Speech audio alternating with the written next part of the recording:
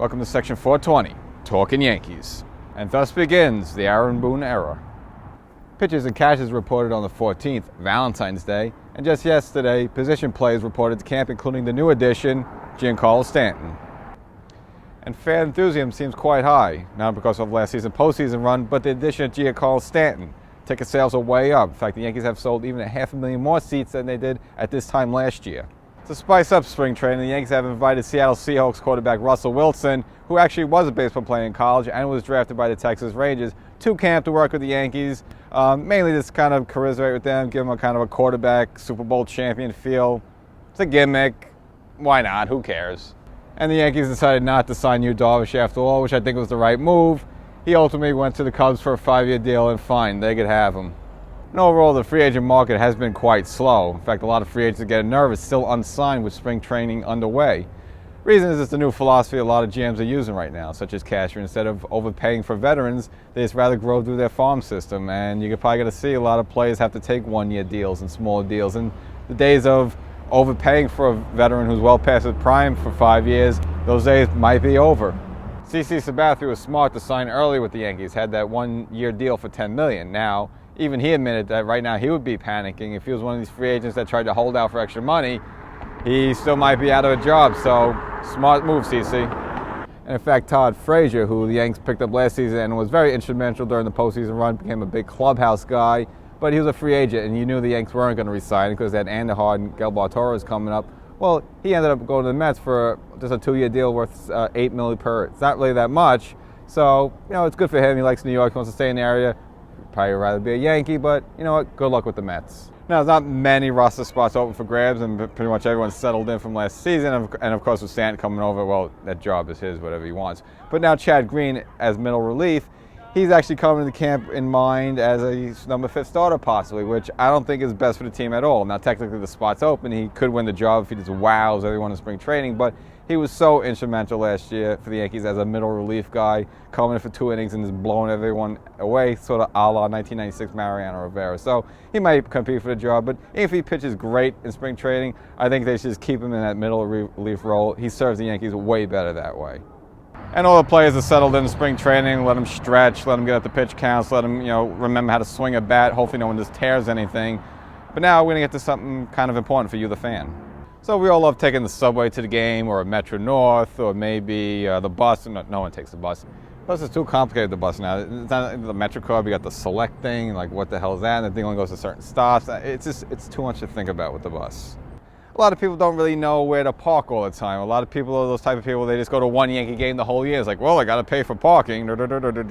So what we're going to do now is that I'm going to give you a guide of all the free or very low-cost street parking around Yankee Stadium, so you don't have to pay these crazy prices. Now, during the 80s and 90s around the South Bronx, it was understandable of not wanting to put your car in the street. It's very understandable. It was like a crazy time back then. It was like Vietnam times a million. You'd be nuts to put your car in the street. But now, it's not as bad. Now, it's not all sunshine, rainbows, and kisses, but you can probably park your car in the street most of the time and it'll be okay. Maybe once in a while you might lose a hubcap. Sometimes you see a broken window, but for the most part, you'll still have your car.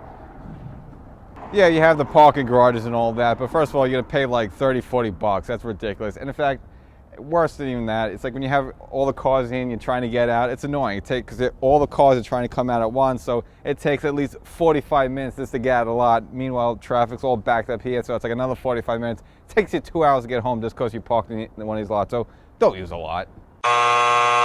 See what happened in the 90s when the Yankees winning all the championships, these lots got high on the hog, charging like $50 in some cases for parking. But then after that, when the championships started going away, people didn't come in much, and all these lots pretty much went out of business.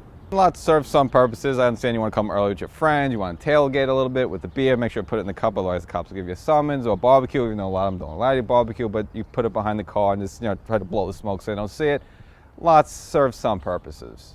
Obviously, this is all off limits. I mean, all these cars are used for police, they got a certain thing in the window, so just forget about it. You're not parking here, so it's not happening. Anything on this side is a no-go. Parking underneath the L, it's off limits on game day. In fact, there's always one idiot that you see getting towed away, so under the L, you can't park here on game day. See, I'm not lying. And the creme of the creme is the courthouse parking, but you have to wait till after 6 o'clock because only authorized vehicles, the people that work at the courthouse, can park here. They have that little thing in the window that says, hey, I'm a court employee. So what you got to do is you got to come camp out here around 5:30, 5:45, and they're government workers anyway. They always slip out a few minutes early, so you chill here, and once they leave, boom, you go and take the spot. You have to hang out in the car for about 10, 15 minutes, listen to the radio, listen to Yankee pregame, maybe eat a snack, slip in a beer, don't tell anyone I said that, and then once it's 6 o'clock, you're good to go, you go to the game. But don't forget to park in backwards. Now we're here at 150 in Grand Concourse. Now, this is actually a great little hidden gem here, but you got to park on the 150th side, not the Grand Concourse. See, a lot of the Giovanni's pizza delivery men, food delivery men, they park their cars here, but they're in and out all the time doing deliveries. So if you just camp out here, wait for one to leave, boom, you pull in. Free street parking, and then you either go right to the game or just go in Giovanni, have a few drinks. Back in the day here on Cedar Lane by Giovanni's, this used to be free parking against the gate here. It was an undiscovered gem, but unfortunately, because city politics got involved, and now it's no parking. So, you know, they want people to pay the meters on the concourse. Politicians. Now, you could also park on the Grand Concourse side of Giovanni's. You'll just have to wait and pay the meter. It runs out at 7 o'clock. So let's say you get here at 6 o'clock. You got to put an hour's worth of money, which is like $1.50. It's not really a big deal. And then you can go inside. So you can pay $2 here, or you can park for free around the corner. Might as well wait a minute or two and just park for free around the corner. Another great free spot is 153rd and Grand Concourse. Now, it's here against the park. It's a little further walk than the courthouse. It's like about 2 or 3 extra blocks. Not a big deal, but all free parking here. But it's a little tricky. It's hard to get the spots here because you got all these apartment buildings with like 500 people in each building, so parking is very limited around here. So if you can get one of these spots, it's like gold. Plus, it's kind of a cool walk because right across the street you have like the live poultry. So you can walk over the street, there's like goats in the windows and chickens. It's very kind of interesting, but most importantly, you're getting free parking. If you're here on the Grand Concourse, now, I can't give into all the details, but you don't want to go on that side where Lincoln Hospital is. Just stay away. Stay away. We're at 150 in Girard here, and as you can see, it's a bit of a sanitation depot, but there's free street parking. But you got to be careful. These are big, massive trucks moving around, and plus, the type of people that drive these trucks, they don't care. They'll just back in and smash your car up, and who are you going to complain to? You're not going to know. So there's a bit of a danger factor, and also, at night, it gets really pitch black here. So when you're walking home and people like to let their dogs relieve themselves on the floor here, you literally got to watch where you walk because you might step into a wonderful surprise. And then not only that is bad, your car's all smashed up. So a little bit of a danger element. Overall, you should be okay, but don't be surprised if the front bumper's missing or if you actually stepped into something squishy. But the parking's free, so that's most important. So we're here at 151 in Girard, kind of like this overpass underneath is like the train. Now, there is free street parking here, but every time you pass here, there's always broken glass on the floor. I don't know, because this area is sort of like not really watched that much. So even though it's free, I would not park here.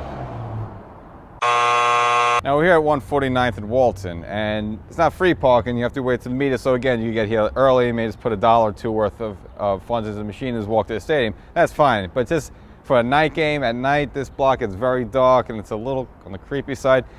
You'll be okay mostly, but if you do, just stay close to the 149th side and not down there so much as kind of like the abyss. Stay away from the abyss.